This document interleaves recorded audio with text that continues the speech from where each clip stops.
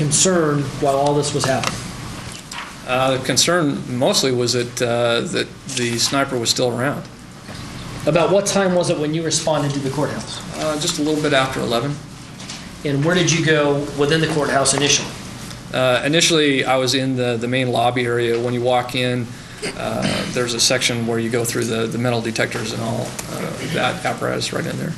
Who did you initially have contact with? I initially met with, I believe Sergeant Saulnier was down there, but the first person I actually interviewed in regards to the case itself was Annie Allison. Who is Annie Allison? Annie Allison is the judge's executive secretary, I guess is the best way to describe her. Judge Weller's executive secretary? Yes, sorry. Without telling me what she said, did you see any injuries on her? She had an injury underneath her chin that was the most visible. Did she provide you with anything? She did not provide me with anything other than a statement. Okay. Eventually, did another police officer provide you with something that had originally come from Annie Allison? Yeah, it was a Washoe County CSO, Officer Costa, provided me with a small little bindle that he had wrapped up, and it was a piece of metal fragment that he had removed from her clothing before she was transported from the third floor down to where she was at. So based on your understanding, Annie Allison gave that fragment to Officer Costa? Correct. And he in turn gave it to you? Correct. And what did you do with that metal fragment? When the FIS showed up, our forensics people showed up, I delivered that to Victor Ruvalcaba. Is he a forensic investigator? Yes. Is he responsible for impounding evidence? Correct. Is that why you gave the fragment to him? Yes. And just so we're clear, and he will testify, when you gave the fragment to the forensic investigator, what was it contained within? It was a piece of paper that was actually taped closed. And did, as far as you know, is it Ruvalcaba? Ruvalcaba, I believe, is how you pronounce it. Okay, we'll spell that for the court reporter later. I'm not sure. He impounded it as far as you know. Correct. Where did you go after meeting with Annie Allison? I went upstairs to take a look at the scene to make sure that it was being kind of cordoned off, make sure nobody was going inside. And tell me just in general terms what you saw when you say the scene. When I got up to the third floor, it's back offices, back behind the counter that you originally go to. You go down a hallway, and there was Officer Campbell was there with our department and several of the deputies from the Washoe County Sheriff's Department. I could see in the doorway to Judge Weller's office, and they pointed out a small cup that was sitting on the floor and identified a piece of metal fragment that was there. And they had placed that cup there to make sure that people knew that that was there. When you say they, you mean law enforcement? Correct. And Judge Weller's chambers located on the third floor of the courthouse in Reno? Yes.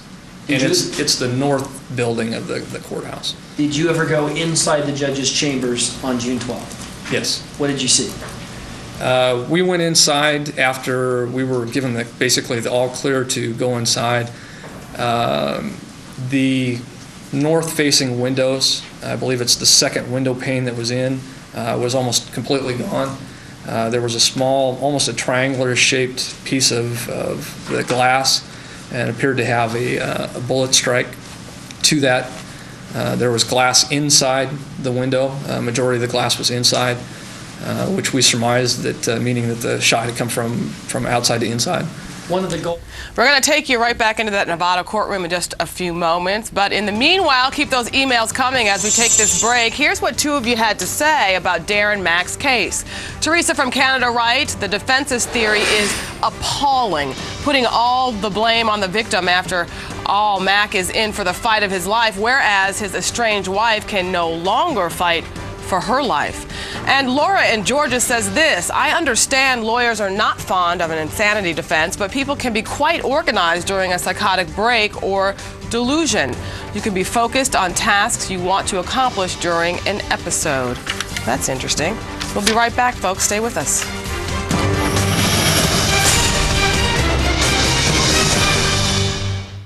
Every Tuesday, The Chase is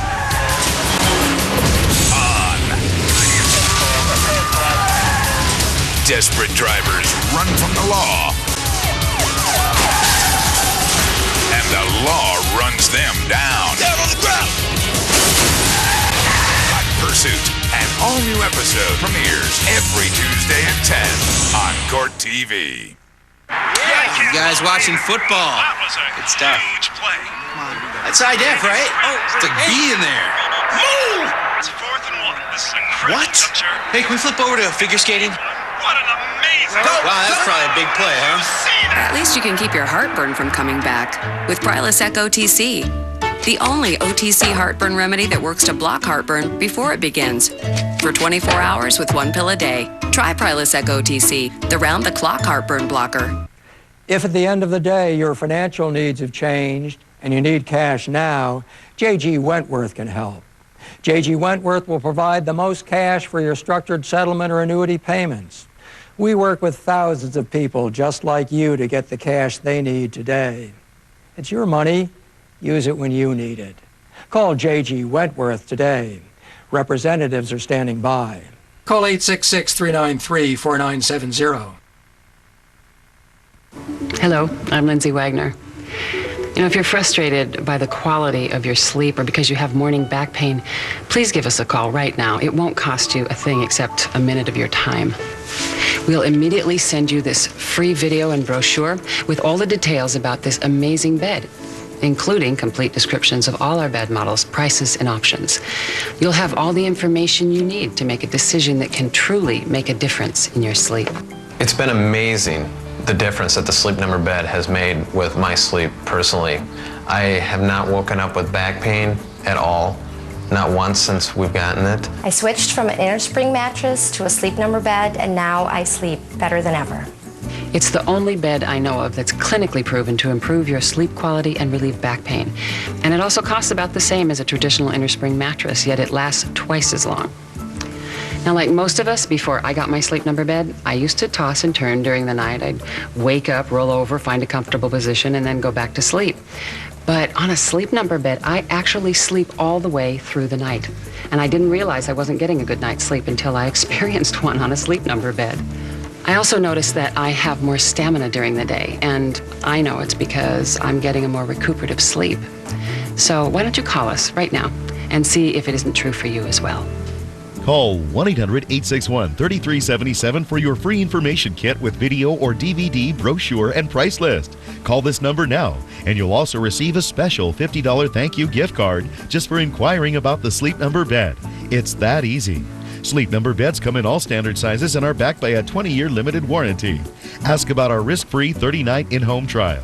Call 1-800-861-3377 for your free information kit and this free $50 thank you gift card, only available through this special TV offer. That's 1-800-861-3377. Call now.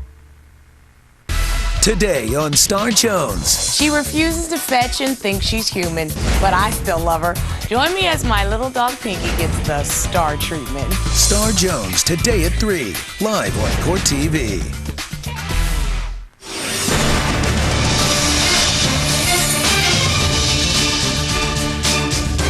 Welcome back to the Best Defense. I'm Adora Udoji sitting in for Jamie Floyd. Today we're going to head back into the Nevada courtroom and we're going to take a listen to Detective John Ferguson. He was one of the first officers, detectives, member of the police department to arrive at the scene of what was the shooting of a judge, Judge Weller, who did survive, thankfully, and thankfully for his family. But let's take a listen to what he found at the scene when he got there. That's correct. Did you respond to a location from which you believe the shot could have been fired based on the trajectory of the bullet? Yes. Where did you go? We went to the parking garage, which is located at 1st and Sierra Street.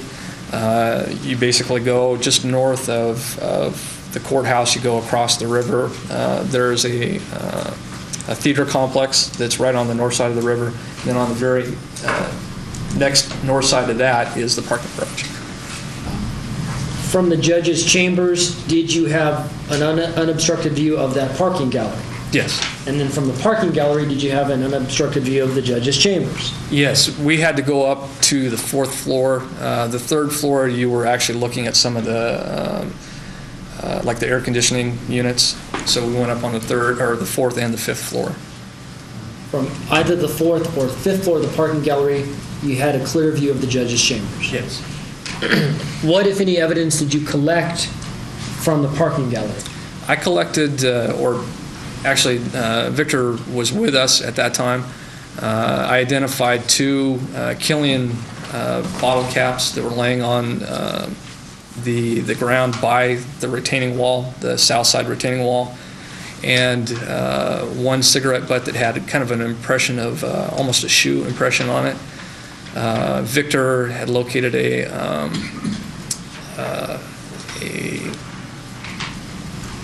Burger King bag up on the 5th floor. I believe it was in the garbage that had a receipt. Safe to say, at least at that point, you didn't know if any of those items had significance? No. In the event they did, you impounded them, or caused them to be impounded? That's correct. Were any, did you learn there was a video surveillance system in the parking gallery? Yes, when we originally arrived on scene, you could see, and I knew from previous experience dealing with the parking garage, when we got up onto the 4th and 5th floors, we could see the cameras and where they were pointing to. Were you involved with impounding DVDs of the surveillance video cameras? Yes. How did that happen? When I originally arrived, we went back downstairs after we identified where the cameras were. When we got down there were several officers that were making contact with the employee of the parking garage, female employee. There was also a male subject there that was a prior employee but knew the computer system. It was a 3-section system that did all the multiple cameras from the parking garage. And they were in the process of reviewing that. I found out that several of the cameras were not functioning as far as not recording. So I requested all the cameras be copied off from 9 o'clock to 11 o'clock that morning. So from 9 to 11 on June 12, 2006? Correct. Did you receive DVDs that contained that information? Yes, 7 of them. 7 different DVDs? Correct. I want to jump ahead now to June 14th of 2006. Were you involved with executing a search warrant at the Wilbur May Florida Lee condominium complex? Yes. Who else was involved with that? Detective Shannon Wallen-Reed and members of the FIS, Forensics. And what was the scope, if you will, of that search warrant? We were there to collect items that would be in regards to Judge Weller, Charlie Mack, the shooting itself. Specifically, did you locate and then cause to be impounded a corduroy bag, for lack of a better description? Yes. Where was that found? That was in Darren's room, or the master bedroom.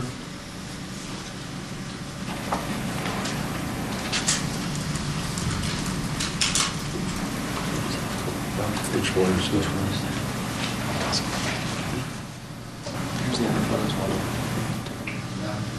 May I approach, Judge? Yes. Detective Ferguson, let me show you proposed 221. Can you tell me what's depicted in proposed 221? That's the black bag that you were referring to. And how is it labeled? It's IBI Global. Does this photograph fairly depict both the interior of the master bedroom where it was found as well as the bag? Yeah, that's just inside the doorway. All right, let's head out to Court TV's Gene Casares, who's sitting outside in front of that courthouse, the courtroom you just saw there, as we were watching some testimony. And Gene, one thing I've been struck by in this case is the caliber of the lawyers who are involved, both the prosecutors as well as the defense attorneys. You read a lot about how they're just very accomplished members of the bar there in Nevada. You want to tell us a little bit about them? It's such a joy just to sit in that courtroom and watch both sides, because you're right, they are tremendous. First of all, the prosecution side, dynamic prosecution team. They have everything so precisely in order as they present their case. First of all, Christopher Lawley, he is an assistant district attorney for Clark County, Las Vegas, and he has been a prosecutor of felony crimes for quite a while. Really is expert at what he does. Robert Daskus, who gave the opening statement, is his co-counsel. He is a deputy district attorney here in Las Vegas. This is going to be his last case with the Clark County District Attorney's Office because he's going to be running for Congress. And he told me that he's been with the DA's office for about 12 years, and it's very bittersweet that he's very sad that he loves what he does, but he also believes that he would like politics. And so this is quite a momentous event, I think, for him. Yes. I read something about him, which is, I think it's fascinating. Obviously, he's running for office, and of course, his last case, a very high-profile case. But I read somewhere that he's got a win rate of 26-1. Huh. Well, that's very interesting. Yes, that's very isn't interesting, and that confidence shows in the courtroom, I think. Yeah, no question. And on the defense side, also very well-respected attorneys, and Scott Freeman and David Chesnoff. That's right. First of all, Scott Freeman, he's actually from New Jersey. Both defense attorneys are. Scott came out to California for law school at Southwestern University School of Law and decided he loved Nevada because he loved all of the outdoor sports that there are in the state, so he moved to Reno. Extremely high profile in northern Nevada and for the entire state. Last year, he helped defend the Hells Angels case in federal court down in Laughlin, Nevada. He helped overturn the Son of Sam law in the state of Nevada and also represented the manager of the Mustang Ranch in defending her in a case back in the 90s. Now, David Chesnoff, I'm sure you've heard that name. This is very high profile for the state of Nevada. He has represented Martha Stewart in her ongoing appeal, represented Britney Spears, currently is representing David Copperfield, and we won't talk about it. I won't even ask him about it. But what we saw during jury selection is that he would be so focused on jury selection, the minute they would break in the Darren Mack case, he would run in a huddle and talk with someone on his cell phone. So I think he was working on the David Copperfield case as he went. He also defended, I think he was the lead attorney last year down in Laughlin for that Hells Angel case. Very, very busy lawyers. Midwin Charles, who's sitting next to me here in New York. How important is it for, obviously the juries don't necessarily know all those details about the lawyers, but they clearly have a lot of charisma just sitting here and watching it, you can see. How important is it for the jury to bond with the lawyers, and if they bond, say, more with the prosecutors or with the defense, does that tend to color, in your opinion, how they view the evidence? Absolutely, absolutely, because what the jurors are looking for, they are looking for who can they trust, right? Who can they trust who's going to present this evidence in a way that is credible, that is playing by the rules, and not disrupting the play of events that's going on in the courtroom. So of course they bond, and that's why an attorney's presentation to the jury has to be precise, it has to be succinct, it has to be factually based, and it has to be delivered in a way that is truthful. Dylan Kang, would you agree with that? Or maybe I should ask you this question, which is, have you ever seen a case where you felt like the evidence was all in your favor or potentially all in the favor of the prosecutors, but the jurors came out and said, you know, we just didn't believe that prosecutor or we didn't believe that criminal defense attorney? Of course, I think the attorneys play a big role in presenting the case. You know, what had just been said about juries being able to trust these attorneys. It's not just a story. I think a big part of it is who's telling the story, who can present in a way that's compelling and convincing to jurors. So it really is about the messenger. Gene Casares, let me ask you this. Testimony resumes on Monday, so what are we anticipating is going to happen then? Forensics. Listen for the DNA, the fingerprints, handwriting analysis. That'll be the first part of the week come Monday. Gene Casares. Okay, folks, we're going to take a quick break. When we come back, more about the Darren Mack case. Stay with us.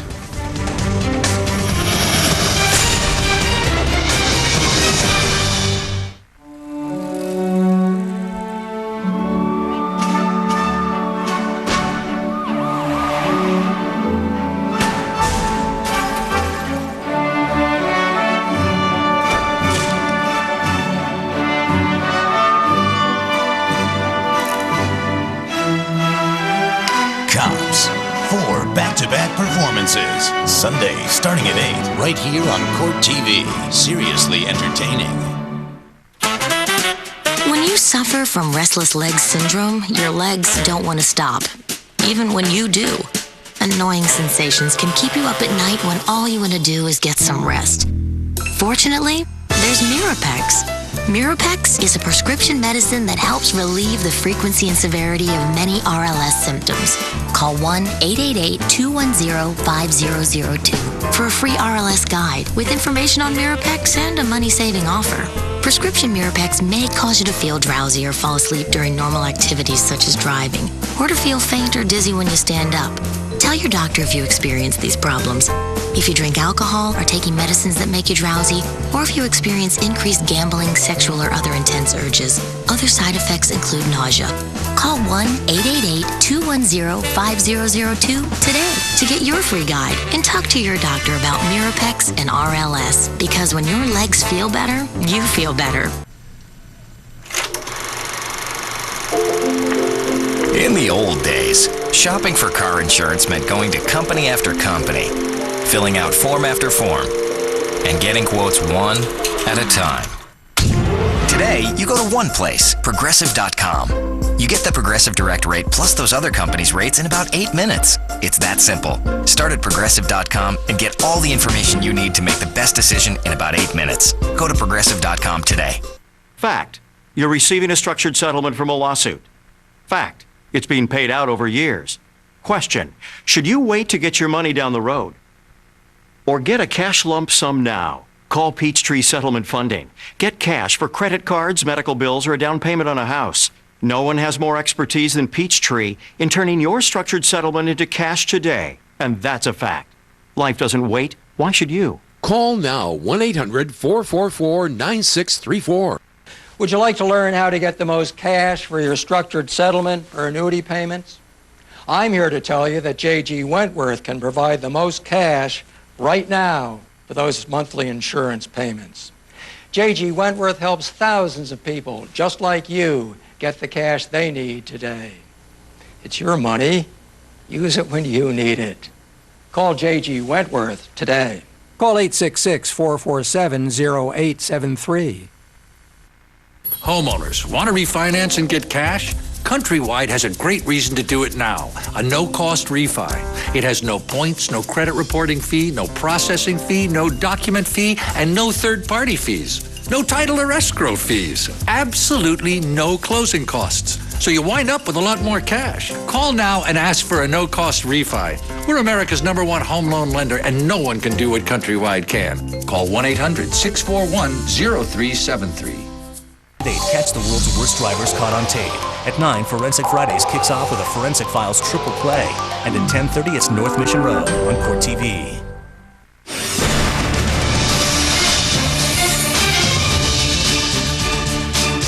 Eric at that time said, "Your dog has blood on him." She was kind of kneeling down, and I'm like, "What?" So I looked down, grabbed his head and looked up, and then saw his face.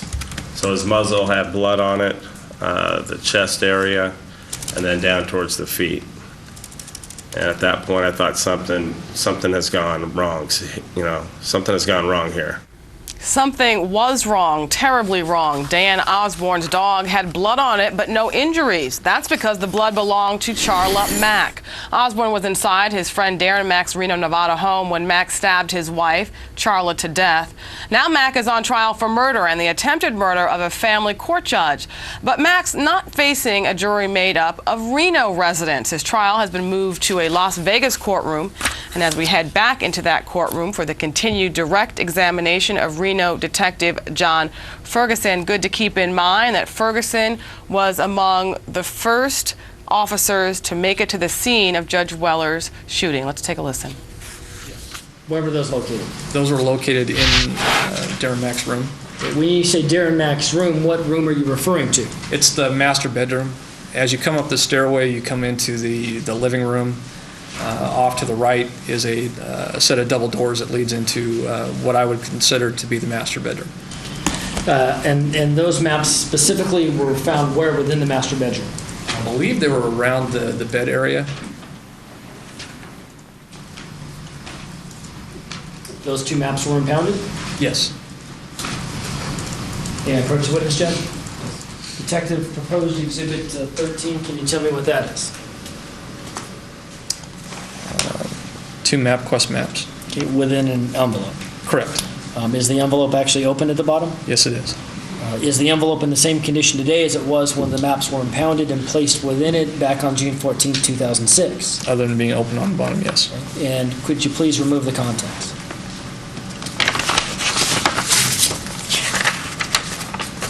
Describe what it is you've removed and tell me how those things are labeled. The first one is labeled 13A, marked for identification, and it goes to an address up on Plateau Road. Okay. It's a MapQuest, copy of a MapQuest map. And what is 13B? 13B is another MapQuest map that goes up onto Buck Creek Drive. Are these 2 maps in the same condition today as they were when they were impounded back on June 14, 2006? That's correct. Did I move to admit 13, 13A, and 13B? Any objection? No objection.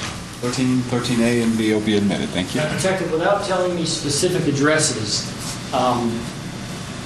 who lived at each of these 2 residences on the MapQuest maps? One was Judge Weller's address, and one was Sean Meter's address. Let me head out to Nevada and Dolan Khan. One thing that I've noticed is in that courtroom, it seems pretty high tech. There's lots of computer monitors, and when they put the pictures, either exhibits or evidence or things that are being put into evidence, goes up on a big screen. What's the effect in one of those courtrooms? It's very computer literate in there. And I think it's a lot more helpful to jurors. It's a lot more convenient and makes the trial run a lot more smoothly. It's part of the JAV system that we have here with the new courthouse. Does it help you create a narrative when you're speaking to the jury, either when you're giving an opening or a closing, or whether you're interviewing a witness? I think if it's used appropriately, it does really help in the presentation of the case. Okay, well, let's head right back into that courtroom. A little bit more testimony from Mr. Ferguson and the MapQuest. Let's see where they were going with that, the prosecutors, that is. What is the date printed on the copy of the maps? And why don't you just start with identify which one you're referring to when you do so, if you would, please. 13-A is 2/18 of 2006. Okay. And 13B is 2/18/2006. All right. And from those maps, can you tell what is the location from? You understand what I mean by, is it a to from type printout? It would be. Basically with MapQuest, you can go in and you can do from this address to this address, whether it be in the same city or different cities. And what will happen is MapQuest will come up, and as you can see with the pictures, it will highlight. Can you put one of those on the display? Because he's trying to describe something for the jury on there. So it's going to come up on your screen, Detective. And if you need to identify anything on the screen, just put your finger on there and push, and it'll draw in there, okay? And just for the record, which one are we referring to? It's a 13A. Okay. As you can see, this kind of the darker area along here. Basically what happens is MapQuest will originally give you kind of a turn-by-turn, but in word form. But it will also have a corresponding map that will show you where you're going from and to. And what you can do is you can either zoom in or zoom out. This appears to be a zoomed in portion of a map because it goes off the page. So just from this, I can't tell you where he is coming from or where the person is coming from, but it definitely appears that it's a point-to-point. Okay. Both maps like that? That's correct. Okay. Mr. Daskus, any questions based upon mine? Yes, Judge, I appreciate it. Detective Ferguson, on 13A, do you see the word "in" that appears at the destination from the MapQuest map? That's correct. Okay. Based on your experience with MapQuest and probably some of the jurors here, when you do a search on MapQuest with a starting location and a destination, is there both a start and an "in" that appears on a map? Yes. And on this map, we see the "in" but not the start. That's correct. Let me display 13B and ask you the same question. Do you see the word "in" that appears on 13B? Yes. want to ask you again, based on your experience with MapQuest, would you expect to find a start portion if you had the complete map? Absolutely. I have nothing else, Judge. Mr. Freeman or Mr. Chesnoff? Detective, the date on both of those exhibits is in February of 2006, is it not? That's correct. That's all I have. Thank you. All right. Midwin Charles, let me ask you this. Criminal defense attorney, in this case, do you think that Darren Mack has to take the stand? He's claiming it was self-defense in the death of his soon-to-be ex-wife. No. No, don't take the stand. He has no business getting up on that stand. Things are not looking good for him right now. The crux of the self-defense argument is that the person did not know the difference between right or wrong at the time the crime occurred. And I think it's going to be very, very difficult for the defense to show that that was the case here. So if I were him, I would stay as far away from that stand as possible. And Mr. Khan, what do you think? You know, it puts a defense in a tough situation. You're claiming self-defense as to Charla. There's two people in that garage. Exactly. Only one's around to tell us what happened. You know, at the same time, and you got not guilty by reason of insanity as to the judge. You know, it's difficult for him to take the stand and persuade a jury when that he was insane at the time. That he wasn't. It's going to be a neat trick if they do put him on the stand, because you're right, you've got two substantive crimes that he is accused of, and trying to make his testimony consistent as to both, whether, you know, however it turns out the jury decides, but trying to tie those threads together, I think is a really tall order for the defense, but we'll have to wait and see what they do. Right now, we're going to take a quick break, and we'll be back in a minute. Stay with us.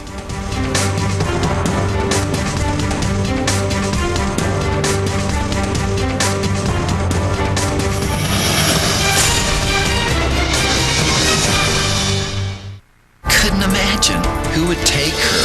Monday. The shocking truth behind the abduction that shook the country. I never even dreamed it was as bad as it was. The kidnapping of Elizabeth Smart. Premieres Monday at 10. Only on Court TV. I heard about him from all the other girls. And when I finally saw him, it was like, they're right. We were working at the same company. It was an assembly factory for lawnmowers, and I brought the parts around to the different assemblers. I seemed to spend a lot of time delivering parts to her. Yeah? And she was something else. Still is. We've been together ever since. Take care of each other and your health. Introducing new Nature Made Cholesterol Complete. It's complete because it's the only non-prescription product available at retail stores with ingredients proven to reduce both dietary and genetic cholesterol. An ingredient in Cholesterol Complete significantly lowers LDL cholesterol, the bad kind, when taken with a controlled diet. Naturally, without the risk of serious side effects. I lead, but I follow where she wants me to lead. Look for Cholesterol Complete in the vitamin aisle and visit cholesterol.com today to learn more. There's only a few other couples we know that have been together as long as we have that really still like each other. Nature Made. Fuel your greatness. If at the end of the day your financial needs have changed and you need cash now, J.G. Wentworth can help. J.G. Wentworth will provide the most cash for your structured settlement or annuity payments. We work with thousands of people just like you to get the cash they need today. It's your money. Use it when you need it. Call J.G. Wentworth today. Representatives are standing by. Call 866-393-4970. Nevada businessman Darren Mack is accused of murdering his wife and injuring the family court judge handling the couple's divorce. We'll have more from the Las Vegas courtroom when the best defense returns.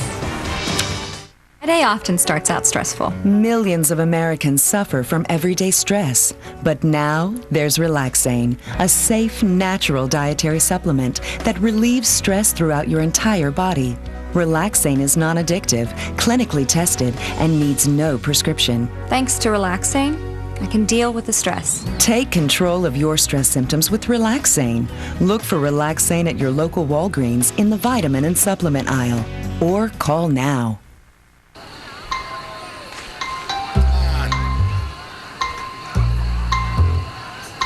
Don't let painful arthritis flare-ups change the way you see things. Introducing new Thermacare Arthritis Heat Wraps. Use one at the first sign of a flare-up and get 12 hours of heat for relief that lasts all day. New Thermacare Arthritis Heat Wraps, available for hand, knee, neck, and shoulder. The Arthritis Foundation can also help you stay active. Call or visit their website to learn more. Every Tuesday, The Chase is on. Desperate drivers run from the law, and the law runs them down. Down on the ground! Hot Pursuit, an all-new episode premieres every Tuesday at 10 on Court TV.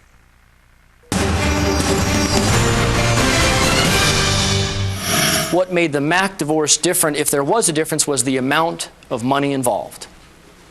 Darren Mack and his family owned a company called Palace Jewelry and Loan in the Reno area.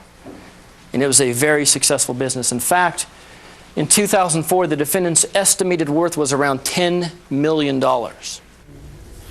Okay, there's the prosecutor giving his opening statement. We're going to head right back into that courtroom, and we have a new witness on the stand, Garrett Idle. He's a member of the parental rights group, and he explained some of the frustration that Darren Mack expressed in dealing with family court and Judge Weller. Let's take a listen. Spell your last name, please. My name's Garrett Idle, I-D-L-E. Mr. Idle, do you know an individual by the name of Darren Mack? I do. How do you know Mr. Mack? I met Darren about 3 months before June 12th. Do you see Mr. Mack in the courtroom? Yes, I do. Can you please? We would stipulate that this gentleman could identify Mr. Mack. All right, thank you, All right, Mr. thank you. Chesnoff. Mr. Mack is here with us today, though. Is that Yes, he correct? is. Yes. All right. Can you tell us how it was that you met Mr. Mack? I first met Darren Mack at a meeting of a parental rights group called the Nevadans for Equal Parenting. What is that group all about? It's basically a group that gets together once a month to discuss equal parenting issues concerning family court. What is the group's position on the way family court works? They think family court is dysfunctional, it's broken, it needs modification, it just needs to be torn down and restructured. And about how many folks were in this group? They claim to have 200 members, but I went to their meetings for probably over a year, and probably the most I ever saw was maybe 20 people at any given meeting. And was this a group that met in the Reno area? They met at the Sparks Library once a month. And Sparks is just right next door to Reno. It's all considered the same metropolitan area? Truckee Meadows. Truckee Meadows? Mm-hmm. Is that yes for the record? Yes. I'm sorry, she's taking everything down. After you first met Mr. Mack, did you continue to stay in touch with him? Yes, I did. Kind of describe your relationship with him as it unfolded and grew. Darren contacted me. He had the same judge that I had in my custody case, and we kind of hooked up on quite a few major points as to how the judge just honestly shouldn't be on the bench. And every time, Darren just kept digging and digging and digging, and every time he came up with a particular case, it seemed like Judge Weller he described it as justice for sale. So you just indicated that the judge that you both had in common was Judge Charles Weller? Yes. You were, and I would imagine are, unhappy with how your case proceeded through his department? How far do you want me to go about Chuck Weller? Well, at this point, just a yes or a no. Was it fair to say you were unhappy with Extremely unhappy. how that went? Extremely. Mr. Mack was also unhappy with that? Extremely. Would you gauge your level of frustration at about the same as Mr. Mack's? Yes. Are you familiar with an individual by the name of William Wagner? William Wagner? Yes. Yes. Who is that? He films a show that he broadcasts either over the internet or he just does DVDs. It's called On Second Thought TV. Had you ever had the occasion to meet him? Yes, I've met him once. Tell us about that.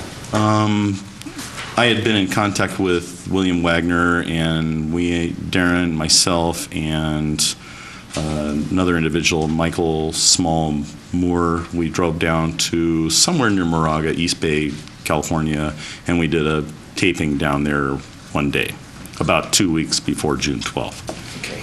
You anticipated my next question. It was about 2 weeks before you learned that Judge Weller was shot. Yes. The defendant was with you, Mr. Mack? Yes. Another individual named Michael Small. Michael Small, yes. Does he also refer to himself as Michael Moore Small? Yes, something Michael Small Moore, Michael Moore Small, I'm not sure. And you, so the three of you go to an area of California? Yes, we went to Darren's cousin's house and did the filming there. What was Darren's cousin's name, if you remember? I'd know it if I heard it. And that's fine. I mean, you went to the cousin's house who lived in California. Yes. Mr. Wagner was there? Yes. And you indicated that there was some filming involved? Yes.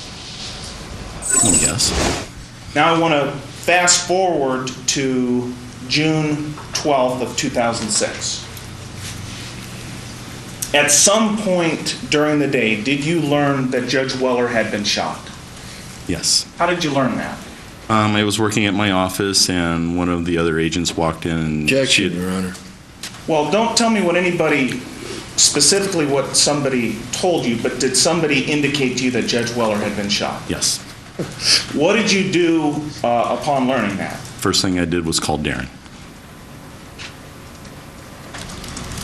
Tell us about the phone call.